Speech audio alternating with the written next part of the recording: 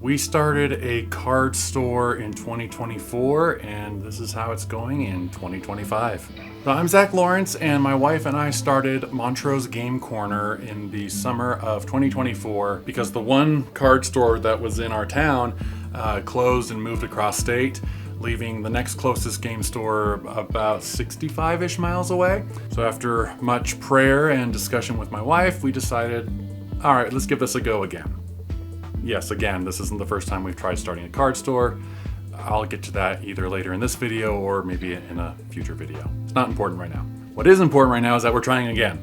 And this has been a crazy time to be doing this. So we started Montrose Game Corner at the end of July 2024. So Twilight Masquerade was kind of the new set. In fact, our very first batch of product was Twilight Masquerade ETBs, which this is the last of those. And you know how some businesses, when they make their first sale, they'll frame their first dollar bill?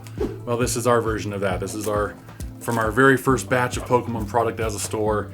And so this little guy's gonna stick around for forever to be, sentimental value. And then of course, going into Stellar Crown, that was kind of starting to pick up things. And then Surging Sparks hit. And it's been all downhill from there trying to find stuff. But of course, that's just, that's Pokemon. There's more to card stores than just Pokemon, as you can see from the bit of magic behind me, but we'll get there in a second. But what I want to talk about today is our why. Why are we trying to start a game store and why now? Like I said, our town has nothing. There is no dedicated game store. It's a small city in western Colorado. Montrose is a beautiful place to live. Love it here. We've lived here like 10 years, 11 years. We've been here for quite a while. And I just absolutely love this community. And I've just really come to see just how much this place needs a game store. I mean, there is such a demand. People love Pokemon. People love playing Magic the Gathering. People love playing board games and just meeting new people, playing with their friends. And having a game store is such a special way to build community. We're kind of like, well, if no one else is going to do it, why not us? But here's the thing. Starting a game store in any climate is a monumental undertaking. Right now, I'm recording this the end of May 2025. Today is the release day of Pokemon Destined Rivals, the Team Rocket set. So if you know, you know. This is insane right now. So the current climate is both kind of a blessing and a curse. The demand is there, but you got to be able to get your hands on the product to make it happen, right? It's even harder if you have next to no money to start. We started this with $1,000. That's it. So very, very slow going. We're coming up on our 1-year anniversary. We're definitely a lot closer to opening a brick and mortar storefront than we were at day one. Absolutely amazing progress has been made. It's been fantastic. We are still extremely tiny. Let me show you what our current inventory is right now. So of course, we've got our Pokemon. We've got some build and battle decks. We've got some Twilight Masquerade booster bundles. Got a box of Vivid Voltage we're holding on to see what that does. We're also getting into some of we have some Japanese stuff. Stellar Crown build and battle boxes. And I mean, this is pretty much it as far as sealed Pokemon product. I mean, we've got a lot of bulk. Like a lot of bulk.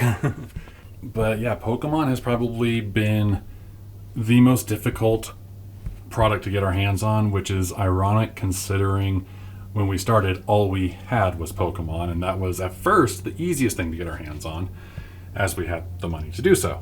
Then we've also got Magic. We've got some Commander decks, bundles, some collector boosters, a lot of play boosters of different sets. Heck, we even got the Magic the Gathering cookbook. I mean, how awesome is that? And we're starting to build up a good collection of bulk.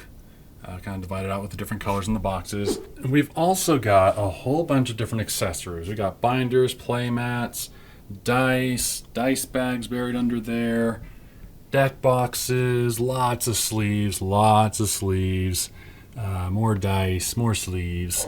And then we've also got some non-TCG board games and card games. I mean, yeah, it's Pokemon, but it's Monopoly, totally different. The other card game that we are really focusing on, if you've seen the channel already, you already know, is the Ultraman card game. We've got booster boxes and starter decks. And then we've got a bunch of singles from opening boxes. We've got some of the higher end EXP, SSSP, Signature Parallels, Ultra Rare, and then just, a lot of the rares, double rares, triple rares, all that fun stuff. So this is the amount of product we've been able to build up to over the past year, but how did we get here? So like I said, we started with $1,000, which most of that went into the startup costs. We were able to get a little bit of product, starting with that first little shipment of Twilight Masquerade. And honestly, I think if we had started any later than we did, I don't think we would have made it this far. Once Surging Sparks hit, trying to get Pokemon product from distribution has been quite a daunting task. But the fact that we were able to get a distributor when we did is a godsend. If we had tried any later, there's no way. We would not, at least for Pokemon. I mean, we've got very little Pokemon left as it is. I'm still waiting for my Destined Rivals allocation to arrive. Yeah, our shipment came in and this was our allocation of Destined Rivals. What you see is what I got. But as you can see, we have been able to grow by focusing on other things besides Pokemon. Because yeah, Pokemon's the big thing, but there's other games out there. I mean, Magic the Gathering is probably the biggest. We're a couple weeks away from Final Fantasy, and you get people who aren't even into Magic wanting Final Fantasy. So, like I said, it's kind of been the best time to start, but also, I'm not going to say it's the worst. It's definitely been very challenging. Now, I will say that, yeah, we only had $1,000 to start with, but we did also have some other things going for us that definitely laid a good foundation for us to build off of. In 2016, we had tried running a game store before. In fact, same name. I was actually really stoked to see that Montrose Game Corner was still available. But yeah, in 2016, 2017, we tried running a game store there because, again, a similar situation. The one gaming store that we had, Hastings Entertainment, rest in peace. They went out of business, shut down. So again, Montrose was left with nothing. Not going to get into specifics, but long story short, we had to shut down. And it didn't, things didn't work. I was burned out from it, whatever. Lessons were learned. But one of the biggest things that came out of that, besides the education, we had an account with a distributor. So when we started things back up, I was able to reach out to them and thankfully reestablish that relationship there.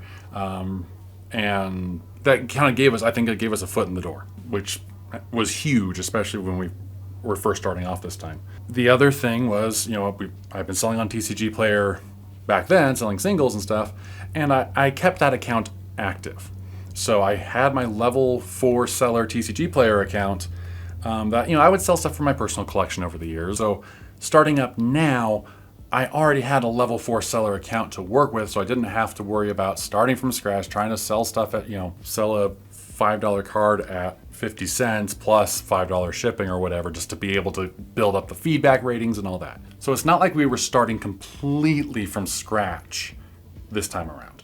But at the same time, we kind of were. The other things we had going for us was, I had still been running our Pokemon League this whole time. So I've still been plugged in with the community. When a game store did open up again here, I was able to get connected with them, moved our league to them. They were gracious enough to let me run Pokemon League at their store, which was great for both of us. It also let me get reconnected with a lot of the Magic players from our first attempt at a store. So when the other store moved away, I was able to reach out to those Magic guys and say, hey, we got to keep things going, right? So that, being able to plug in with them has definitely been a huge support for the business. So once I was able to finally find sources for Magic product, I was able to really connect with them and be able to provide them with product, and that's been going great. So as we're coming up on our 1 year anniversary of running Montrose Game Corner, I felt like I really want to start doing more documentation of our progress, doing periodic vlogs, sharing more about our story, sharing the victories and the struggles of this journey of trying to open up a game store. So if that's something you're interested in seeing more of, let me know in the comments, subscribe to the channel. We're also gonna keep doing how to play videos and different box openings of things. So we've got a lot going on here on the channel, and just, yeah, it's a crazy ride, and I hope you'll join us for it. So again, thank you so much for watching.